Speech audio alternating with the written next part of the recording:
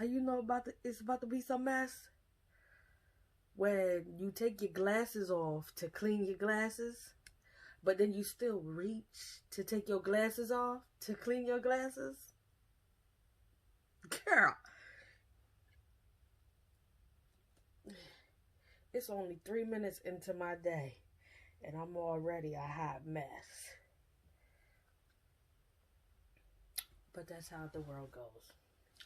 So, here I am,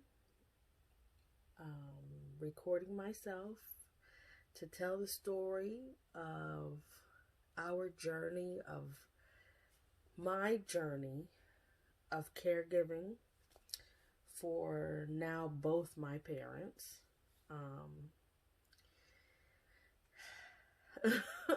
I'm nervous. And why not be nervous? Why be nervous? I'm literally talking to myself. And maybe that's where some of the nerves come from, because I can hear myself. Yes, my hands are ashy. My hands will always be ashy. My hands will probably never not be ashy. So, if you're going to be tuning in and you're concerned about my knuckles, that's your concern. I shouldn't start out like that, but it's not a lie. Like, my hands will always be ashy. I have eczema on my hands, and that's just how it is. And it gets better. It gets worse when it's colder. So, story of my life. So, how did we get here? How did I make it to the spot of being a caregiver for not one parent, but two? Two whole parents. So, my mother has been diagnosed with Alzheimer's, and we are currently in the process of ruling out, but also ruling in the fact that it's quite possibly actually Parkinson's disease. And my father recently was also diagnosed with dementia, which is quite interesting, because how do you get to this place? Who knows? Who knows? If you have the information out there, let your girl know, because I'd like to prevent it from happening to myself, if that's at all possible. I know people do ask, is Alzheimer's hereditary?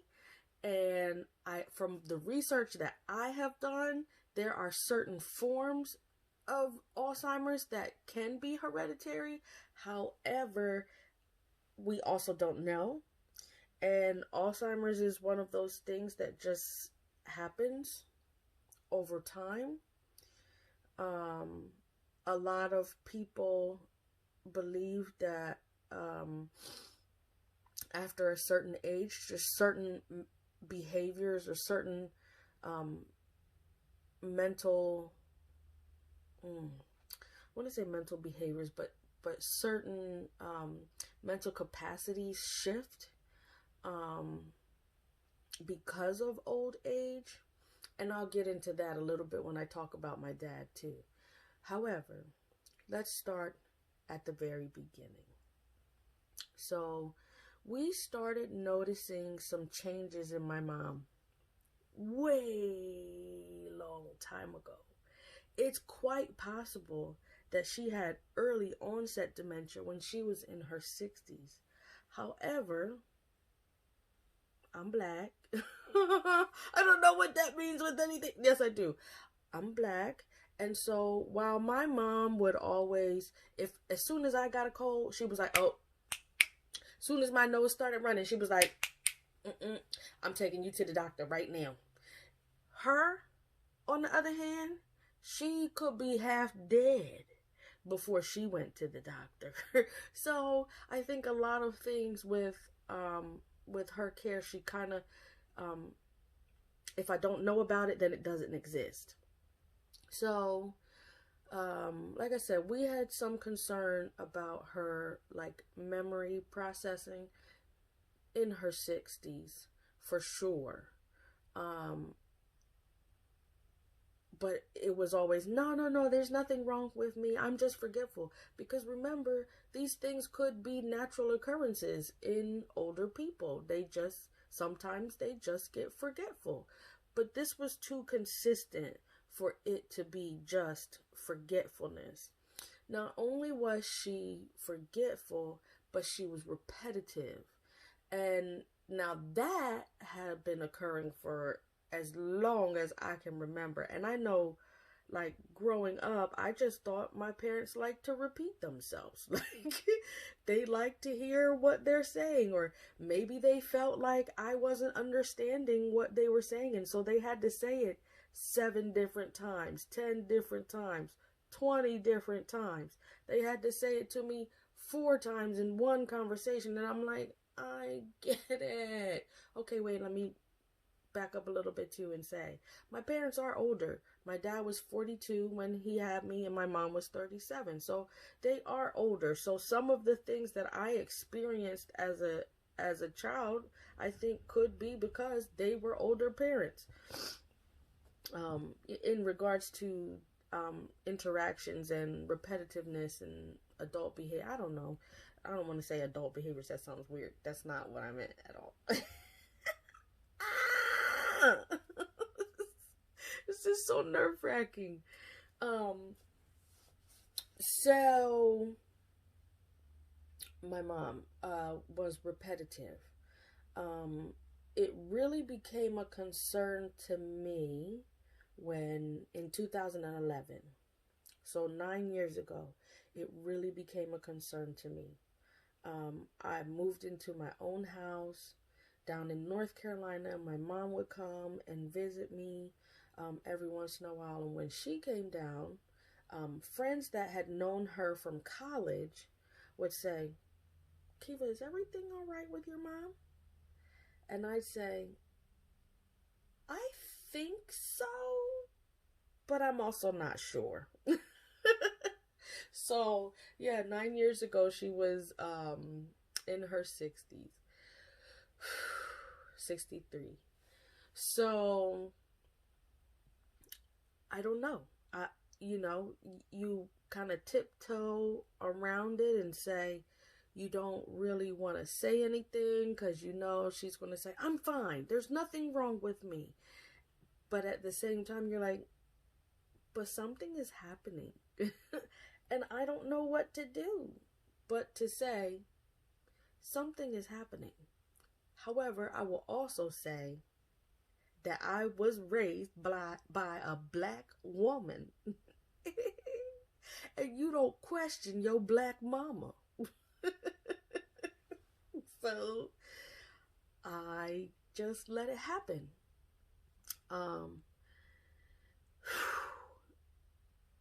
There were some experiences. I don't know. I feel like I'm just rambling right now, so I might edit the heck out of this, and that's okay. I did just want to talk and just run my mouth, but I feel like I can't even keep my tongue together to give you some complete sentences. So let's see what happens after this 10-minute mark.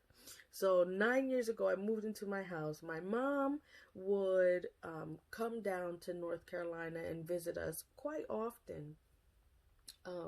And like I said, some of my friends would say, Keva, is your mom okay? Because she would tell the same story over and over again. And my friends were so gracious. And they would just say, I know, Mama Gigi. I know. You know, they were so sweet. And they would always raise the concern to me. So a couple years pass, and it's still the same behavior. And of course I say something again, and my mom's like, there is nothing wrong with me. You don't have to worry about me. I'm fine. I'm in good health. Da da da da da. Okay. So my family decided to move back home because my husband wanted to go back to school. And my parents were beautiful and allowed us to move into their house. And what a blessing. I didn't think I was going to cry. I didn't think I was going to cry this soon either.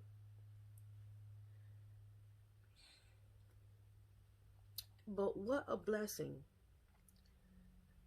God knew that at some point the tables would turn. And it would not be them taking care of me, and it would be me taking care of them. I'm going to get myself together.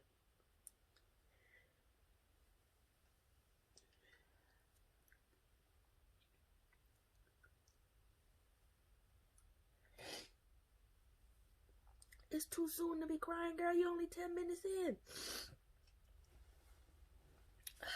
Feel those feels. Because this is an emotional journey.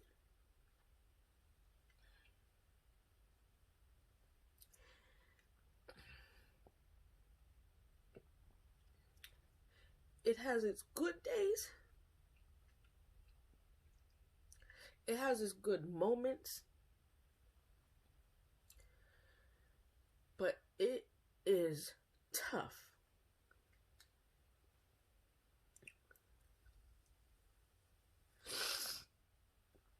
There is a level of grief in... I'm going to pause and get myself together. There is a level of grief for every party in the situation. As the caregiver, you're watching your loved one, in this case my parent, you're watching them change. And I say change because I don't want to say deteriorate.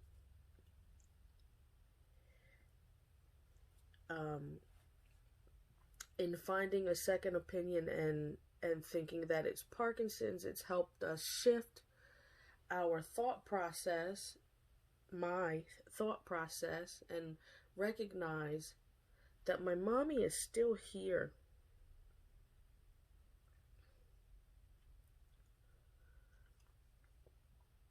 Physically, she's changing. I need a tissue. I wanted this to be funny and lighthearted because that's who I am. But there is pain in this process. And that's okay. So, I don't even know where... I don't even know what I was saying. So I'm going to pause it, rewind, and come back to it. Alright. So I tried to say, let me take some notes. And write some notes and keep yourself together. I don't think that's going to work either. But okay, I got to back up again because I feel like there are some pieces that are missing from the North Carolina thing. So it turns out when she would come down to visit, she was coming down to visit for a reprieve. Because what was happening here at the house is everybody here was telling her that she was going crazy because she couldn't find her cell phone, she couldn't find her purse, she couldn't find her wallet, she couldn't find her keys, you know. But at the same time, like, these are typical things. But also at the same time, there was someone here that was not making it easy for her and was kind of pinning her against someone else. So while she was having these naturally different experiences with her remembering things, she also had someone kind of sabotaging her. And she couldn't sort out what it was. However, like I said, some of these naturally forgetful things still occurred, because when she came down to North Carolina, it would be the same thing. Keva, have you seen my phone? Keva, have you seen my wallet? Which is normal, right? But when it's like every 20 minutes, have you seen my phone? No, no, I haven't seen your phone because it's your phone.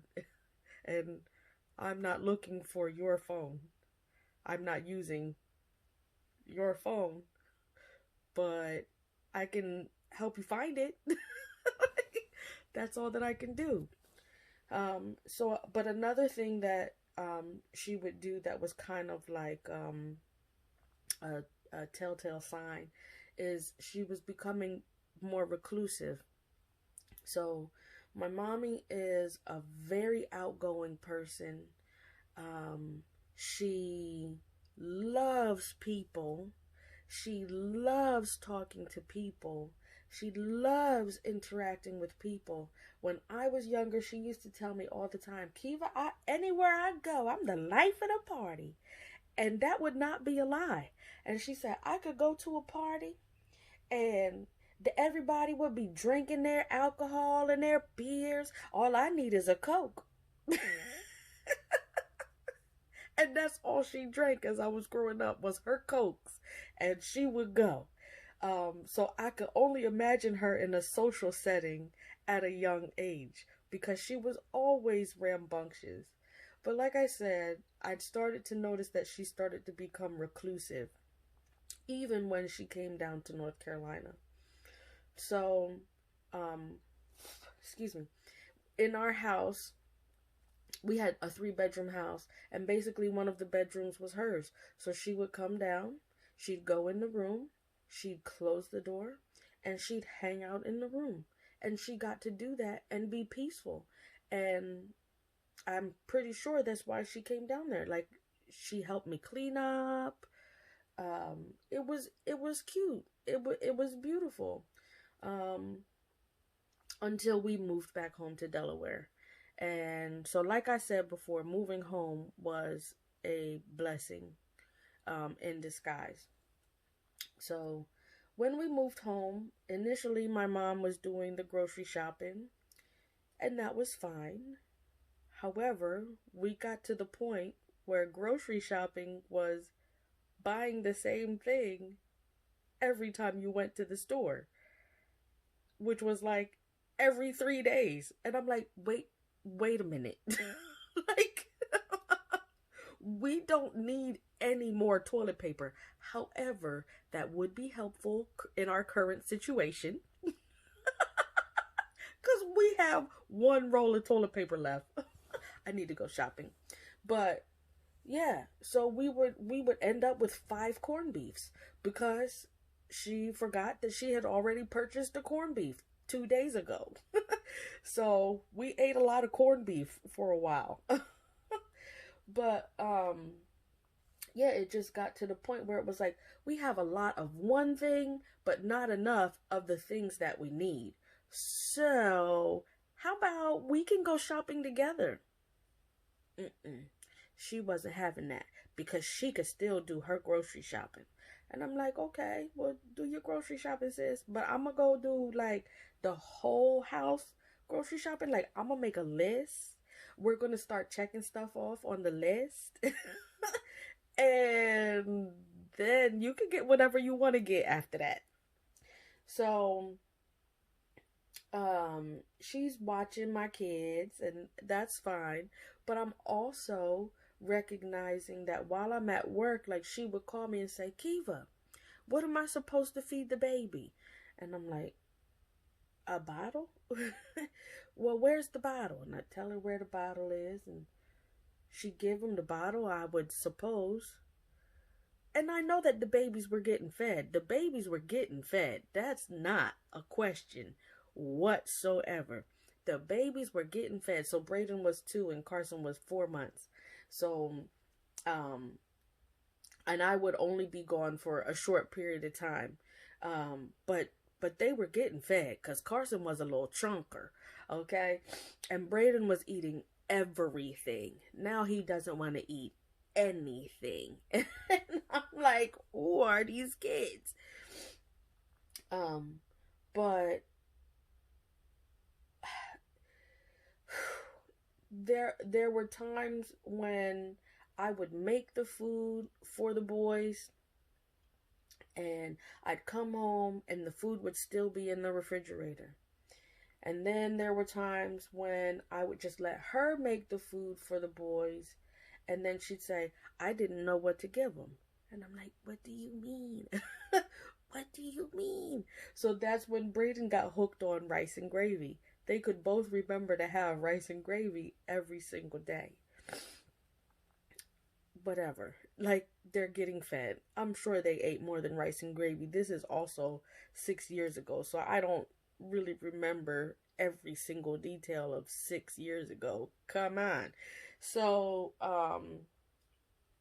but it was concerning when she would call me often to figure out what the babies would be eating.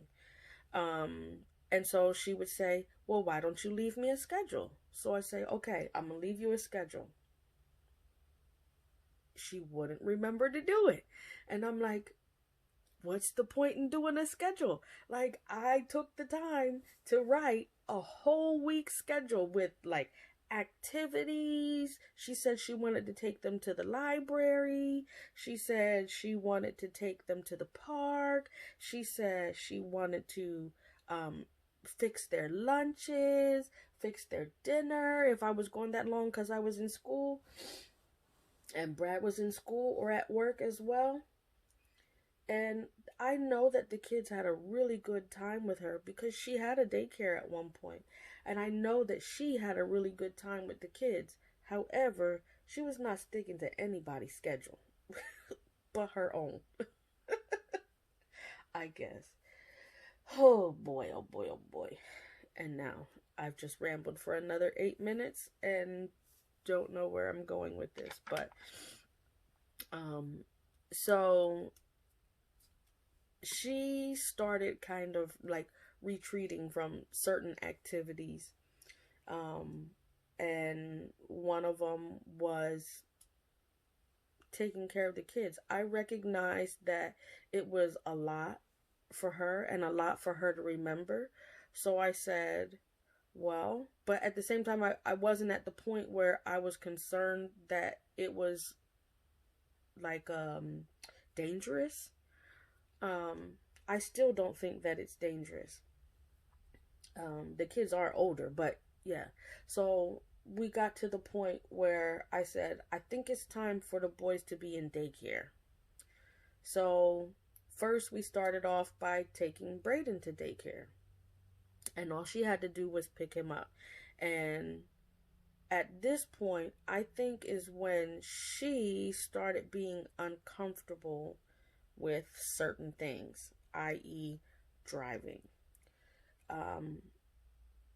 She's still just as forgetful as before, but she could remember to go across the street to pick my oldest up from the daycare that's right across the street from the neighborhood. She could remember when we switched him from that daycare. She could remember to pick him up from the daycare that's 20 minutes away. She could get there, but I could tell that she was not confident in herself and her capabilities of getting there and getting back. However, at the same time, she would say, don't worry about me. When I can't remember how to get home, that's when you should worry. And I said, but mommy, that's too late. We can't wait that long. We have to understand what's going on now so that when it does get to that point, it's not dangerous. Like, it's not a sad outcome. It's not, So at this point, she has a little dog and she's walking her little dog. But I recognize that she's walking her dog less and less. So Braden ages out of the daycare that he was in that's 20 minutes away. And we send him to kindergarten.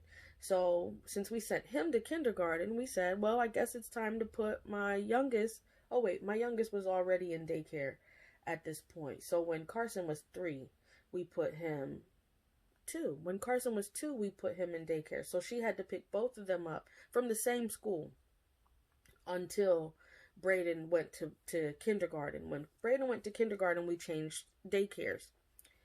Also, okay, because this daycare is now only 7 minutes away from the house, and she can make her way to the daycare.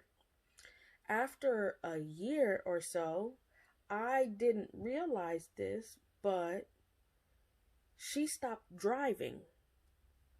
And I think she stopped driving because she was uncomfortable driving. She wasn't certain about her capabilities to drive. However, she still did it when she had to, i.e. take herself to the doctor, which was a concern to me because I was like, I don't think you're talking about the right things. Or I don't think that you guys are highlighting the real issue when you go to the doctor. They are kind of just glossing over the fact that you're pretty forgetful. So, sorry, backing up. She stopped taking Carson to daycare. I mean, he kept going, but it turns out that my dad was driving. I thought that my dad was just riding with her because he wanted to get out the house and he wanted to keep her company and he wanted to go to the daycare. But like I said, he was the one doing the driving. I didn't know that. I also think that he started driving because he's a fusser. Like, through these videos, you will hear me say that my dad is a fusser, naturally a fusser. We think that Vietnam did it to him, but so he's a fusser. So I can only imagine, gee, turn the corner. Gee, you need to stop. Gee, the light's yellow. Gee, slow down.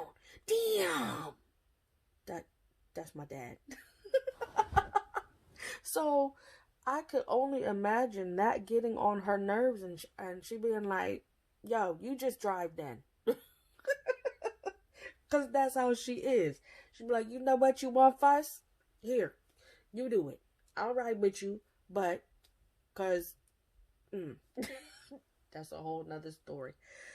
So anyway, I started to recognize that she was no longer driving them to school. And I said to Brad, my husband, I said, I think it's time for us to figure out how we're going to do these things. Because it's getting difficult for them to do it. So about that time too is when her doctor gave her a prescription for an MRI of the brain.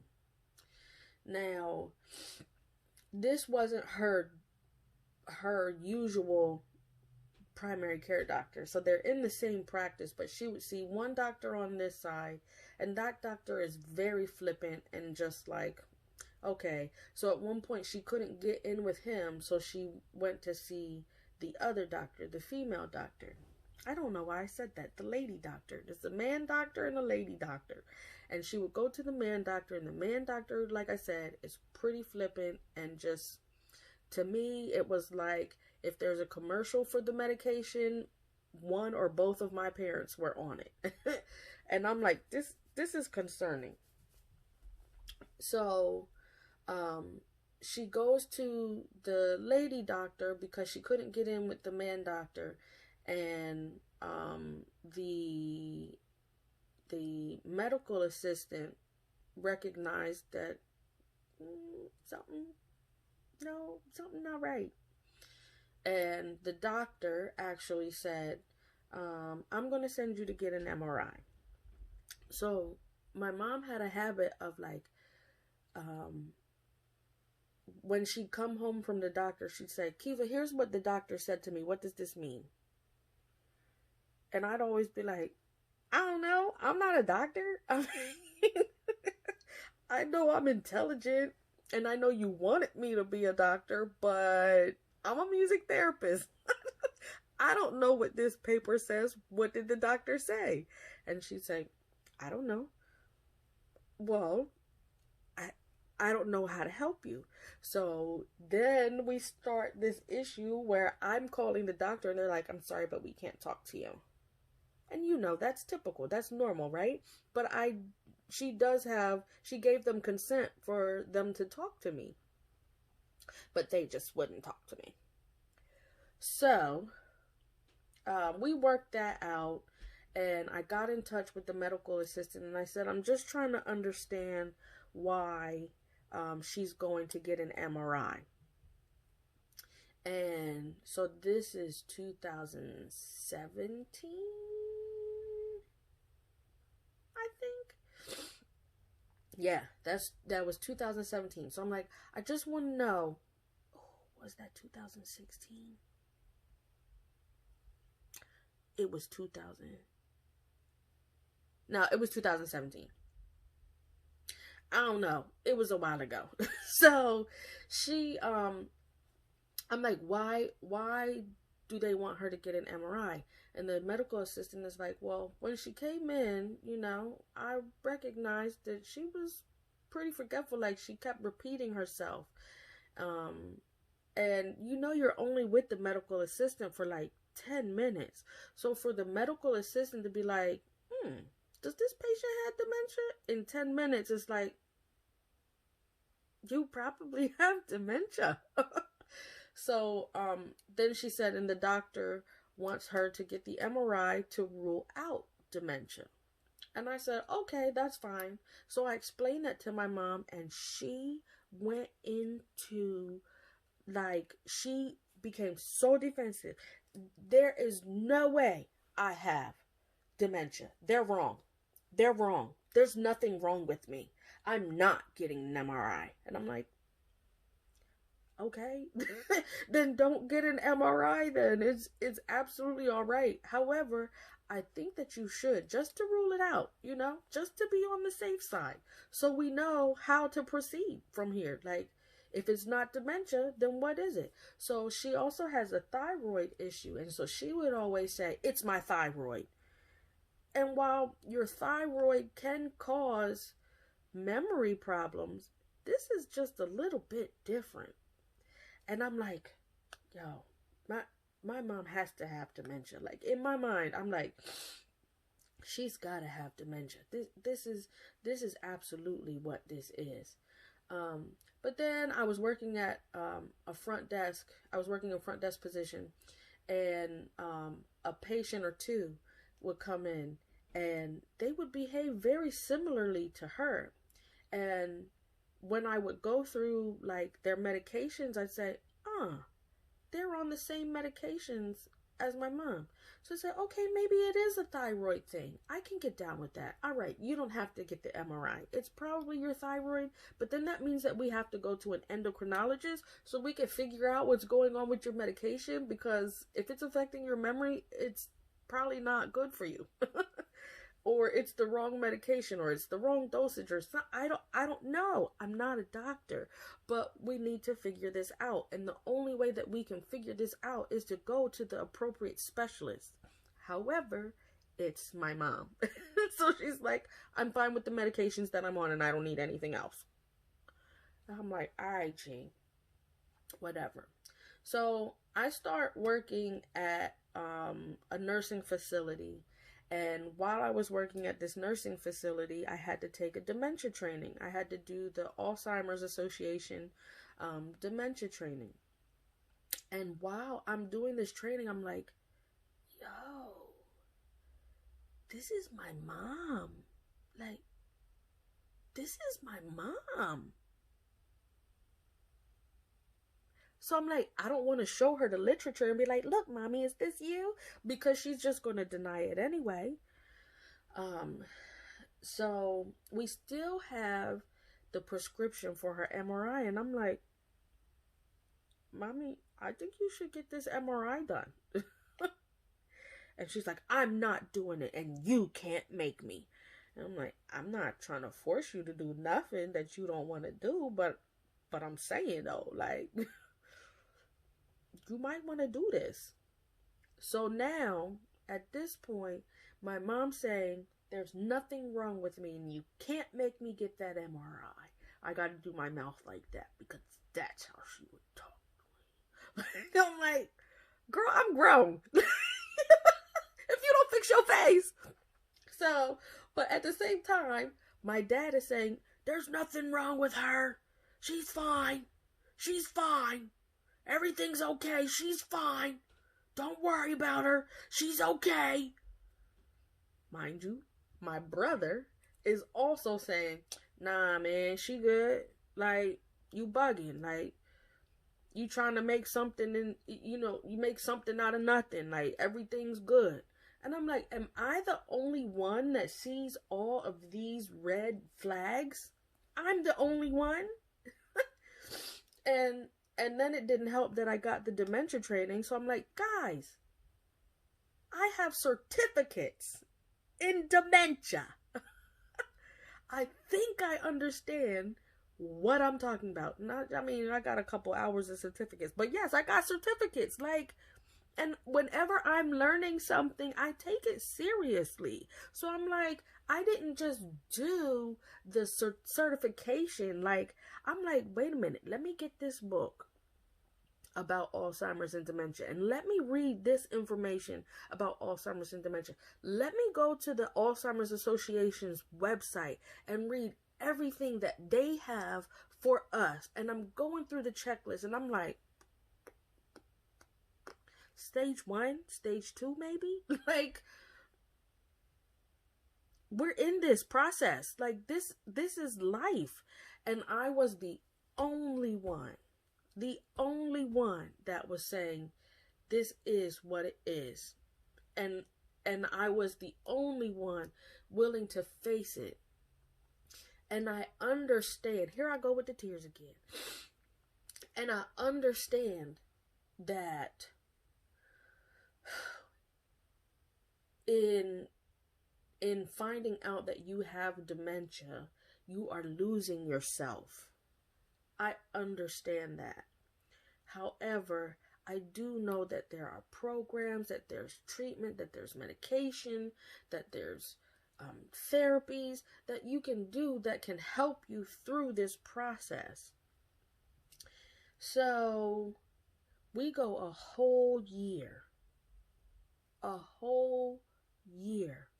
without getting an MRI. Here come the tears. And when we finally go to get the MRI, it's because when I tell you her doctor was flippant. So, we go to his appointment. This is before the MRI. We go to an appointment with him, and I'm like, Mommy let me go into the appointment with her. And I'm like, I'm really concerned, and I really think that my mommy has dementia. And he's like, no, she's fine. And I'm like, okay, but how do we know that? So he does the mini mental test, and she scores a 25. It's a 25 out of 30. Yeah. And he said if she scored a 24 or less, then she has dementia. And I'm like, okay, but she got a 25. And I hope that I hope that I'm quoting him correctly. If it wasn't that she has a 24, it was probably that she scored a 26. And that he said 25 and lower is dementia. I don't know. I think it was 24. I'm sorry. I think it was 25. So he's like, she's fine. And I'm like, but she's not. But okay. And then at our next appointment, he says, well, it's because she has dementia. And I'm like, you should have seen her face. Like, when he says, it's because she has dementia, she was like,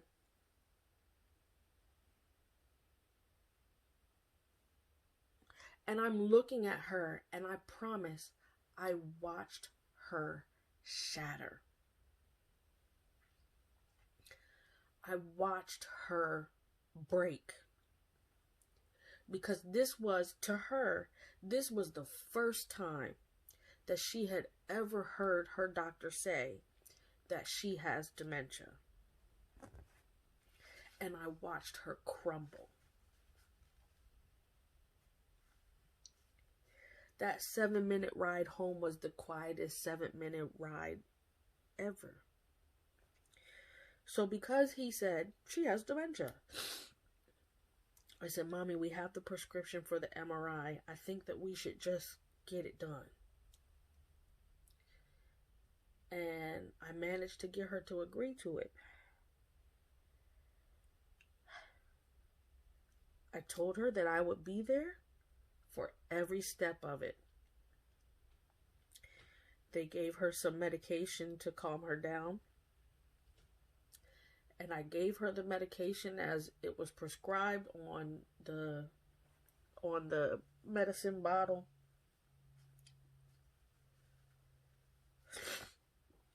I'm sure it said, take one an hour before the procedure, take one 30 minutes before the procedure. I'm sure I did that, but at the same time, I had so many questions in my head, like, is this right? Did I do it right? Did I give it to her at the right time? Like, is it too soon? Is it too late? Is it going to work? So she goes in to get the MRI, and she went in by herself, and the guy comes back out, and he's like, she wants you to come in there with her. And I'm like, okay, that's fine. I will. So I go in there with her, and she's doing her typical jokey, ha-ha thing, because she's hilarious. However, she was scared shitless.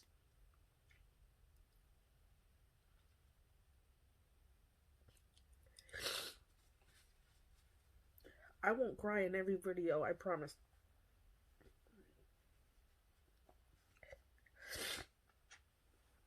We've only just begun. I can't even sing it.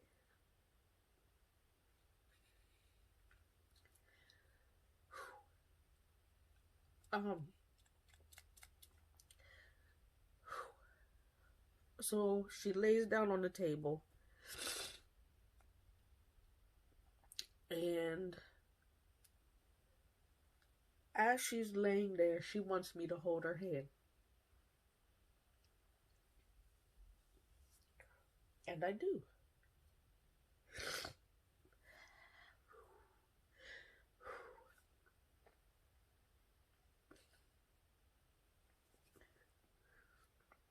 And she's trembling. She's so afraid. And I can only imagine why. One, she's going in this MRI machine. I'm claustrophobic, and we're basically the same person. So if I'm claustrophobic, I know she's claustrophobic. But what could come of these results?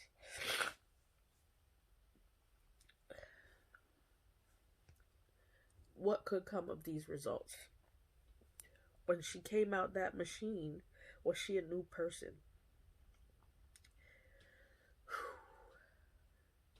I know that something shifted in me while she was in the machine. And I know that something shifted in her as well. We were switching roles to say,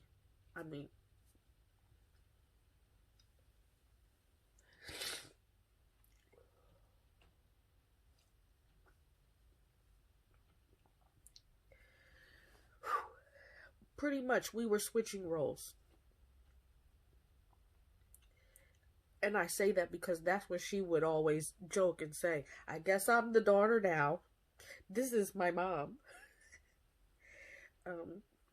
But I really feel like that's when things started to shift, because it was going to be certain whether it was or it wasn't. And it turns out that it was.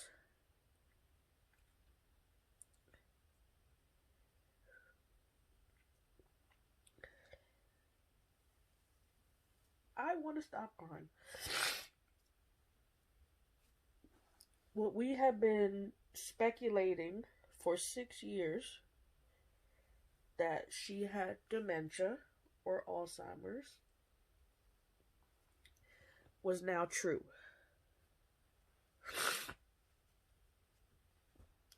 And now, how do we move forward? And so that is the journey that I am going to share with you all. I do have a blog. I have not been writing it, but as frequently as I'd like to. I haven't written since September. However, I have quite a few blog posts on our blog. I have pictures of my beautiful family on there. You'll get to see my husband, Bradford,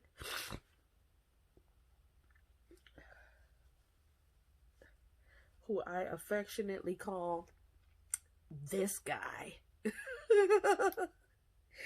Because he is always getting me out of trouble, working on my nerves, makes me want to say, this guy. You will see pictures of me. I'm that girl, and will always be that girl. You'll see our children, and maybe, our children, Braden, who is 8, Carson, who is 6. They both have beautiful locks on top of their head. They both love the locks that grow from their head.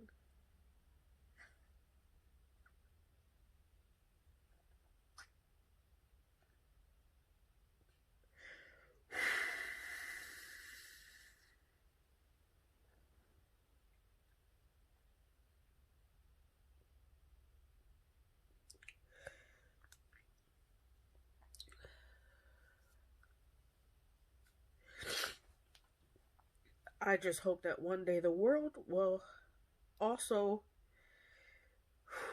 see them in all their beauty.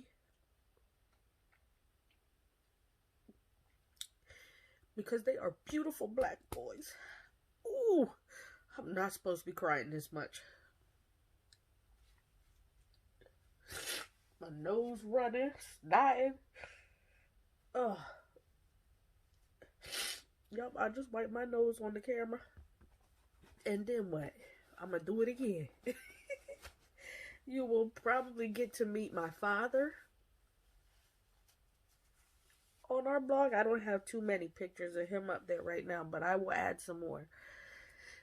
And maybe get a little taste of my brother too, as he's jumping in here now. So, but this is the Hot Mess Express. That I clearly am the conductor of in our own little world. I'm doing the best that I can. And I know that my best is full of love.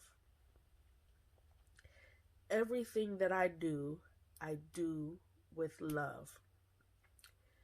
And I know that is evident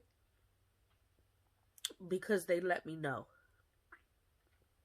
And that makes me feel really good.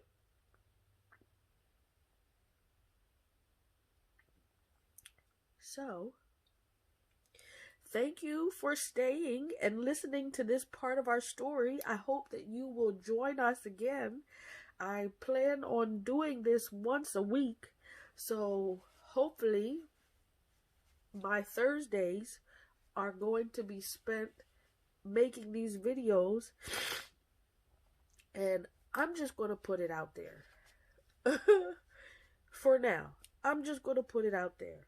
When I get to the point where I'm comfortable with editing and all that other stuff, then you'll get an edited product. Please bear with me until I get there, because that's what I want.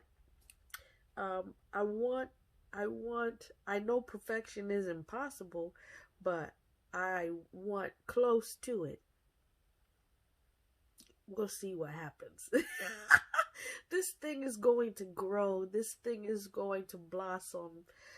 This thing is not just for me, but it's for you too. I want you to see my story. I want you to feel my story. I want to connect my story with your story, because I know I'm not alone.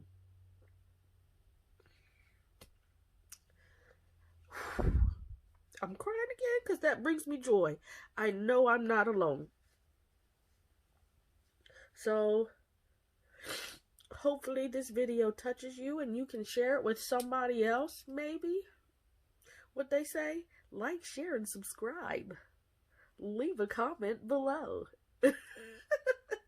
All right, y'all. Be well.